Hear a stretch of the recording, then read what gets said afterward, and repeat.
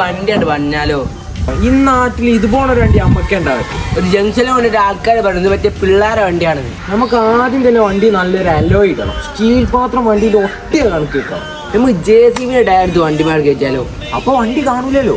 ആദ്യം ആക്കും പോട്ടെ. ആദ്യം നമുക്ക് കളറായിട്ട് തീരുമാനിച്ച വണ്ടിയില്ല. നമുക്കല്ല സിൽവർ കളർ അടിച്ചാലോ? അത് വണ്ടി വീട്ടിൽ നിന്ന് കത്തും. നമുക്ക് റോസ് അടിക്കാം. അതാകുമ്പോ ഗേൾസ് അട്രാക്ട് ചെയ്യും വണ്ടി വരും. നമ്മൾ തത്തമതിയിൽ അടിച്ചാലോ? തത്തമ്മനിയില്ലേ? തത്തമ്മ പച്ചല്ലേ? അത് ശരിയാലോ. ഈ തത്തമച്ചാണ് എല്ലായിടത്തും ഉള്ളതാണ്. പക്ഷെ തത്തമതിയിൽ അങ്ങനല്ല. റേറ എവിടെ ഉണ്ടാവില്ല. നമുക്ക് അതാരം അടിച്ചാലോ? നമ്മ കട്ടൻ ചായന്റെ കളർ അടിച്ചാലോ? എന്താടാ? നമുക്ക് ഇന്റീരിയൽ ഫിഷ് ടാങ്ക് ആക്കിയാലോ? അതാകുമ്പോ വണ്ടി ഇങ്ങനെ പോകുമ്പോ ആടിക്കളിക്കുന്നത് കാണാൻ നല്ല രസമായിരിക്കും. നമ്മൾ വിശക്കുമ്പോ എടുത്ത് കഴിക്കുകയും ചെയ്യല്ലേ? അങ്ങനെയാണെങ്കിൽ പറയും ഇതേതാപ്പ ചെയ്യാ? ഒരു 5 പേർക്ക് ഇരിക്കാൻ പറ്റിയ ഒരു കാറാ. മനുഷ്യന്മാർക്ക് വേണ്ടി എന്തേലും ഒന്ന് പറയും. അങ്ങനെയാണ് നമ്മൾ കാറിൽ നല്ല യമണ്ട് സ്പീക്കർ സെറ്റ് തന്നെ വെക്കാം. ഒരു ഡോർമല് 8 എണ്ണം. ദൂരത്തെ വരുമ്പോ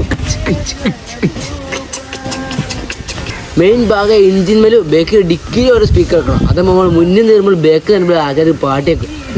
എന്തായാലും എല്ലാം കൂടി ഒന്ന് പഠനം ഇറക്കുമ്പോ ഒരു 2.5 ലക്ഷം ആവും. വണ്ടി വാങ്ങി 50,000-നാണോ? എന്നാ പിന്നെ എന്തിനാണോ വണ്ടി പണിയാ നിൽക്കണേ? ഈ വണ്ടിയൊക്കെ പണിങ്ങാണ്ട് നമ്മളിങ്ങനെ പോകുന്ന ഞാൻ സ്വപ്നം കണ്ടതാണ്. എനിക്ക് അത്ര ഉന്മേഷമാണെങ്കിൽ സ്വന്തമൊക്കെ ഒരു വണ്ടി എടുത്താൽ പണി.